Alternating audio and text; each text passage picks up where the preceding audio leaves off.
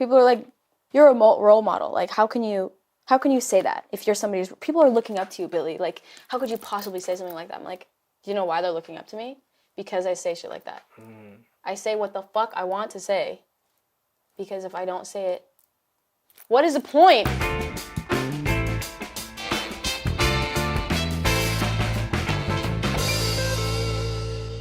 What's up, geniuses? Welcome back to For the Record, and I'm your host, Rob Markman. Today's guest hails from Los Angeles, California. Is one of the most new, fresh, and exciting voices in music, with songs like Ocean Eyes and Copycat, Bellyache. This 16-year-old singer-songwriter has proven that she has a soul beyond her years. Billie Eilish. What's up? Welcome to For the Record, man. Thank you for doing this. No, of course. How you doing? I'm cold. You Gucci'd out now. Whoa. Ice too. I'm like cold, like, yeah. Nah, I'm good. I'm great. How are you? I'm doing great. Can we talk about, first of all, I'm just loving the outfit. I love your sense of style. What goes through your head in the morning? What puts this together? This is the flyest thing I've seen in a long time. I mean, this is actually made by this dude, Imran Potato, on Instagram. He's like just the most G he could possibly be. Whoa, that rhymed. Oh my God. Look at that. That was crazy. Nah, he actually put this whole thing together, and the socks too, even, which is just, he makes like stuff like this all the time. But I don't know, he's just incredible. But I just like wearing like weird shit. Like I'm just trying to make people look at me, you know. Everybody's definitely looking. You dropped "Don't Smile at Me" last year. I mean, and everybody is talking about this album. I just want to know, what's the biggest change for you since dropping the project? Like, you kind of went from being in your bedroom and now the world has it. Right. I mean, well, what's funny about that is, like, you know, we wrote all of the songs in my brother's bedroom, and that's, like, you know that, like, that's kind of how it is, and, you know, like, the world sort of knows it now, and people around the world know it, like, it's just insane and insanely surreal, but what's cool is, like, you know, I'm still making music in his bedroom. We're still doing that. Like, I just think, like, so many people just think that you need to rent a studio and you need to have all these producers there and all these co-writers and all these like people and it's like, bro, like, if you want to make art, like, fucking make art. Like, what are you doing, you know? Right. Like, do it wherever you can. Like, make it in a fucking closet. Right. You know, I think that's a generational thing. I think we've been taught that we need all of this stuff to make great music or great music videos or just great art in general. Yeah. And, you know, your generation and you're a leader of that pack is really on some just do it yourself and the rest of the world will follow. Exactly. That's crazy. I feel like, though, your style, even more so than your approach to how you make music, right? Your style doesn't feel like the average 16-year-old. When I'm talking musically, like the stuff that I hear you write about, sing about, you have a unique soul. It feels like my mother would always say, oh, that person's been here before. Like, you lived another life or something like that. That's crazy. What? Where does that come from? What are the influences that you have that kind of give you this kind of unique style that you have? I don't even know. Like, I don't know. Like, I don't know. I've always listened to just so much music. Like, since I was little, I was always listening to, you know, 8,000 different things at once. Like, I've never been able to, like, survive without listening to music all the time. Mm-hmm. You know, like, once I lost my earbuds and I just, like, had a heart attack for, like, a week, and it was crazy. But even since I was little, you know, like, in the car, my dad would make a bunch of mixtapes of, like, you know, tons of the Beatles and, like, Avril Lavigne and, like, Linkin Park and, like, Green Day and, like, My Chemical Romance and Sarah McLachlan and, like, Peggy Lee and, like, all these, like, tons of different artists and different kinds of genres, and, you know, without sort of their stereotypes, if that makes sense, because I know that, like, a lot of the artists I just named, especially, like, sort of some artists are sort of known to be like, oh, that's kind of like, it's almost like a joke artist, you know, like certain bands, and I'm like, if you take your pride out of yourself and listen to the art that they're creating, it's like, there's so much in there and it's so real. And the fact that, like, everybody's so like, yeah, but they're like a joke, because, like, it's like, shut up. Like, it's their art because they made it because they wanted to. And that's what I look for in music and always have, really. And I think especially lyrics are like the number one thing, especially like the Beatles. Okay. Whoa. Even though they were like on acid the whole time where they were writing, like, I mean, what they came out with was pretty fly, so maybe I should go on acid. See, like, I was trying to stop you because I saw that's where you were knew going it. with it. I was like, she's gonna say it. She's gonna say it. Give me an example of where you talk about like kind of like a joke. Is a Beatle an example of that in terms of No. I mean, I don't think that at all. I just think like, you know, like let's say, I don't know, My Chemical Romance or Green Day. Like Right. it's such a certain kind of music that I really fuck with, and I've fucked with for like all of my life. And same with like 21 Pilots even. Like that's one that I think they have put out some incredible, you know, projects and just said some of the most real things that I think I've ever heard, and also been so original and so like themselves. And I think that's why there's so much sort of hate towards that, or so much like memeable, whatever you want to call it, you know what I mean? And it's like, but the only reason that you're uncomfortable with it is because it's not what you're used to. And I think the world is so like caught up with like just liking things because everyone else likes them. It's like the wave, like what is the point? I don't understand. Let's go back. Speaking of songwriting and great lyrics, I want to go back to your brother's bedroom, you and Phineas, and when you guys decided to start creating your first song together. What I believe is your first song, Bellyache, right? Yeah, was the actually. first one? Yeah. Can we go back to that day? I want what was going on that day? Like was it was it the plan? Was it like, you know, like Michael Jackson and Jackson 5 had Joe Jackson as the father, and he said, you guys are going to No. be the Jackson 5, you're going to be a group, and you're going to practice every day after school. It wasn't like that in your house. No, there was no, like, not at all, honestly. Like, I mean, we started working together, I think, like, I'd say a year before we actually wrote that song together. Because I guess that was sort of the first full song we wrote, like, equally, I'd say. And, like, before that, you know, I had written a bunch of songs of my own, and he had written a bunch on his own. And then, I don't know, we just, like, made stuff because, like, we could. It was, like, so... There was no intention whatsoever. There was no intention, no, like, I'm going to be a star. Like, fuck that. I'm not even ever... I don't want to be a star. That sounds like hell. But... She's a star.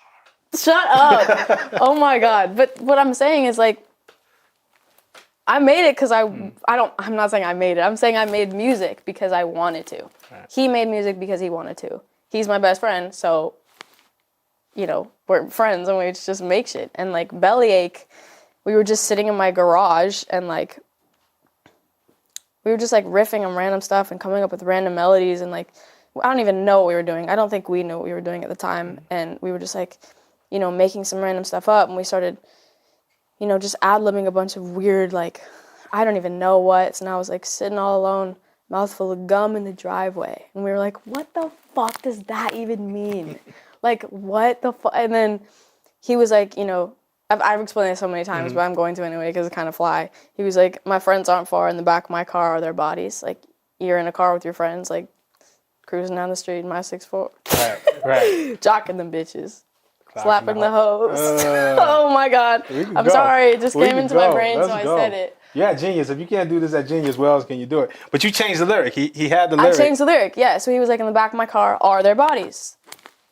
I was like, no. Lay their bodies. We just killed all these hoes. And they just lay there. And then that was sort of like, we were like, oh. And then it was like, woo. And we wrote whatever that song was, you know, like that's when our minds sort of, I think, realized that you can literally write about whatever you want. Right. And like nobody does that, I feel like. Perfect segue to my next question. You didn't kill all your friends. I know I did Your friends not. are all alive. My friends are good. They're okay. You know, you have this, and look, we're guilty of it over here at Genius. You know, a lot of times we listen to music, and you a lot of times you take it literally. You know, Yeah. and you have this approach to songwriting, and you spoke about this before, and I thought it was so just brilliant that you don't necessarily have to go through the things that you write about. Like you create a fantasy world within your music too, and just let it go. Yeah. Talk about that approach to creativity, your creative approach with that. Well, I mean, it's exactly what you just said. It's like, I don't know, so much music is like, I mean, I've even talked to people that, because, okay, there's many things I could say. I have so many things in my brain, like, bubbling around in there, but you don't have to go through anything to write about it.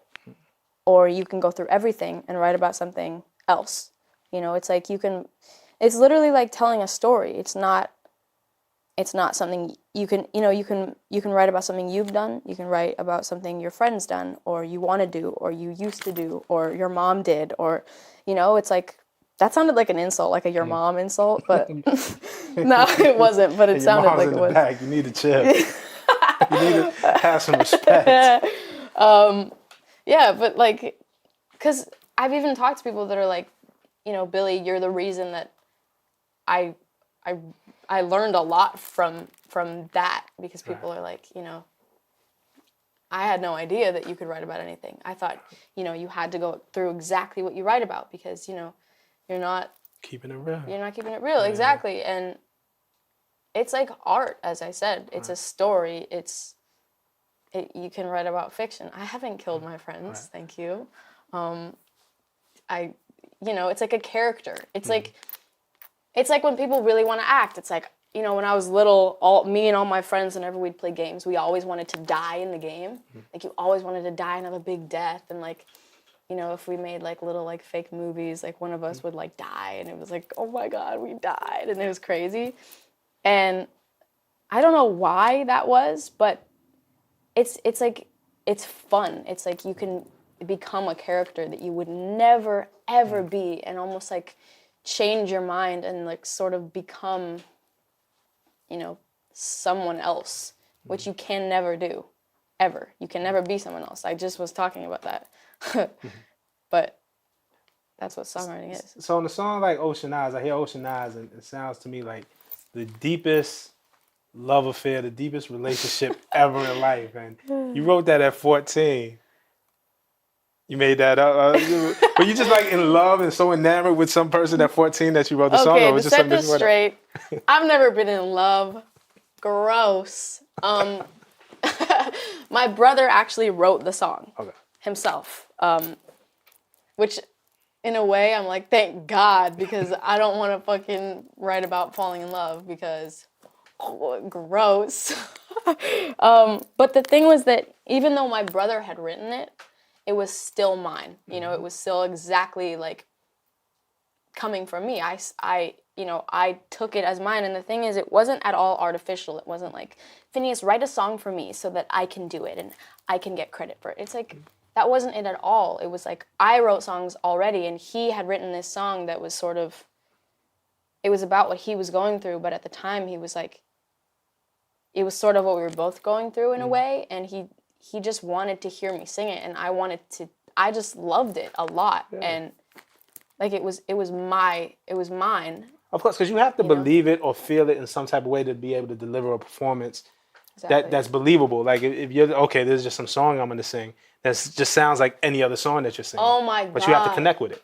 But this is what I talk about all the time, is that like so many people right now are, like getting famous because of someone else. Like, there's an artist, and we want to make this artist a star. We want to make her blah, blah. And it's like, okay, the way you're going to do that is have someone else write the song, someone else, style her to look like somebody else that she's not, make, like, put a ton of makeup on her that she doesn't freaking look like herself in. Like, just like all these artificial things that involve like so many people that are not the person that's getting to where everyone else wants them to be. And it's like, if you're just getting somewhere because everyone else wants you to be there, or you're getting there because you're being everyone else, you just get to a place where it's like, what is the point of that? Like, what if everyone died right now. Like right now, if everyone died and my whole life I had been doing, you know, fucking what like tons of other people wanted me to do and like try to please people, and then everyone died, I'd be left with this fucking thing I didn't want in the first place. What's the point of that? So answer me this. That's amazing, because I was thinking of this when I was thinking about the things that we were going to talk about last night before this interview. You're a big deal, and I'm going to tell you why. And you shouldn't be, but like today to have a young woman, you know, we have an industry, entertainment music, where, you know, young people, their creative vision isn't respected and trusted as it should. Yeah. Women specifically aren't being heard like they should, and their vision comes through. And we hear these horror stories all the time. And here comes Billie, like, yo, this is me. I'm young. I'm 16, 15 at the time when you came through, right? Yeah. I'm a woman. This is me. And you're going to love it because you don't have a choice. You know what I'm saying? Like, how do you realize the magnitude of just the young people and young women in general that you're going to inspire just by being able to say, fuck it, don't style me. I don't want to be who you want me to be. This is who I am, and you're going to love it. I'm going to cry. That was, I mean, thank you for that. I don't know, like, I mean, on that note, like, people are like, you know, like, you're a role model. Like, how can you say that if you're somebody who's, people are looking up to you, Billie? Like, how could you possibly say something like that? I'm like, do you know why they're looking up to me? Because I say shit like that. I say what the fuck I want to say. Because if I don't say it, you know, I don't know. It's just like, what is the point of freaking not doing what you want to do? I just don't know. And I mean, obviously, there's the fact that women can't really, and that's sort of the rule. Subconsciously, it's everyone's rule that, you know, universally, women with personalities are hated. That's a universal fact, and I know that, and I've always known that, and it's so ugly to me, and it's just is like, fuck off, dude. That's why this moment is beautiful, though. Like, I really feel like the way the fans have embraced you, the way music has embraced you, has been so organic. Right. That it doesn't feel like some, you know, Billie Eilish doesn't feel like something that was packaged or made up, or, you know, from a label. Like, oh, it would be a great idea if we got this young girl. Yo, I'd rather die. Right. I would rather die than be artificial. Right. I just can't stand it. I just cannot stand it. And like, I'm so not saying like I'm a perfect role model and I'm everything that an artist should be. I don't think that at all. You know, I hate myself in a lot of ways. I just explained that upstairs. But it's like, no matter what sort of, I fucking don't even know what I'm saying anymore, but I guess I agree. Yeah. I don't know. We love you. One thing I wanted to get into, two more things before we get out of here. There's a lyric of yours that I absolutely love. And I just wanted to know the moment when you came up with it on My Boy. And you say, my boy loves his friends like I love my split ends. And by that, I mean he cuts them off. That's such a clever. That's pretty crazy, right? Yeah. Did you just come up with it? Was that something you were thinking about? It was like, me and my brother, dude. It was like, we were just like zoned in. Oh my God. Yo, the moment that happened, I think we both like stood up and jumped and high-fived. I'm pretty sure. Like when we came up with that line, it was like a moment. We were like, fuck. We're God. And like, we're not, but you should feel like that sometimes. Did you have your moment? We had our moment, and we were like, the beginning of that song, the first verse of that whole song, which is, every part of that verse is sort of like that, which is like, my boy's being sus. He was shady enough, but now he's just a shadow. So it's like shady, you know, if it's shady in the park, it's a bunch of shadows of trees. But it's kind of all of the shadows in one, so it's like shade. But so it's like almost a shadow. He was shady, now he's just flat out a fucking shadow. Shady ass mother fucker. And then it's like, That sounds real. my boy, my boy loves his friends like I love my split ends. Right. By that I mean he cuts them off. Fun fact, I don't even cut my split ends off ever. It's really gross. Like you look at the ends of my hair and it just looks like a bunch of like legs like this.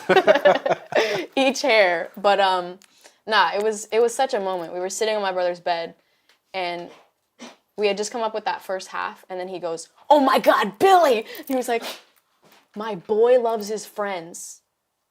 Like I love," and I was like, he couldn't, I think he like couldn't find the rhyme. He was like, what's something like you cut? And I was like, split ends.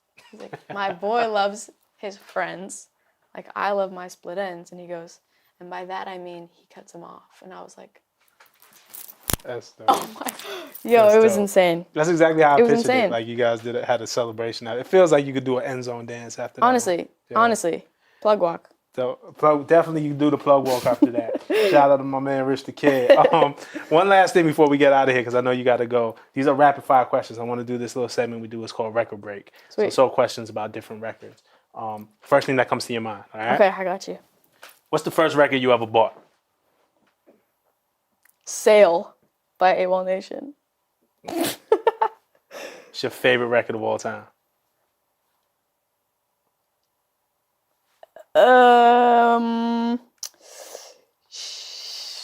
Catch Me Outside. Ski Master Slump God.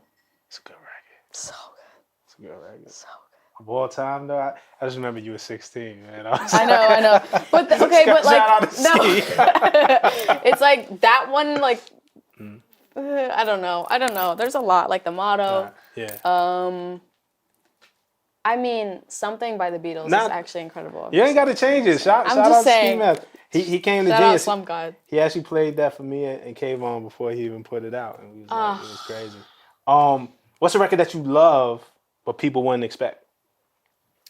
Wow, a lot actually. I feel like I always name stuff and people are like, "What in the fuck are you?"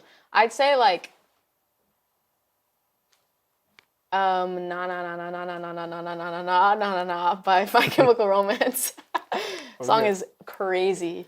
The record that you play when you want to get in your feelings. Sheesh. I'd say like right now, it's, oh my God, Gone Away by Her. Okay. The song is so beautiful. Her is amazing. I know. Your favorite karaoke record? Ooh, I don't know about that. You don't do karaoke? Have you ever did karaoke? Nah, I did it at a birthday party once when I was like 8. What did you say? And it was it was that one where she like burns a CD and then she calls him gay or something. What song is that? I'll tell all your friends that you're gay. What the hell song is that? Like burned your CD and then I'm not gonna write you a, no wait. Jay-Z didn't sing it, I don't know. I don't know what it was, but I don't know. Jeez, karaoke. The Motto. Okay. By Drake. YOLO. And then finally, your favorite record that you've written so far? Copycat. Okay. Copycat. That's a good record. That's a good record. Thank you. I know a thing or two about copycats. I feel like they're trying to copy our style, geniuses. Yeah. But it's all good. Everyone's trying to be genius. Yeah, man. Everybody's trying Nobody to be Billie can be Eilish. genius, but everybody And can nobody be can be genius. Billie Eilish. But yo, I'd like to thank you for stopping by. Of And course. kicking it with us. You spent a lot of time here today. We got a lot of things coming with Genius and Billie Eilish. And look forward to doing this again. I'm so hyped. Thank you for having me. Woo!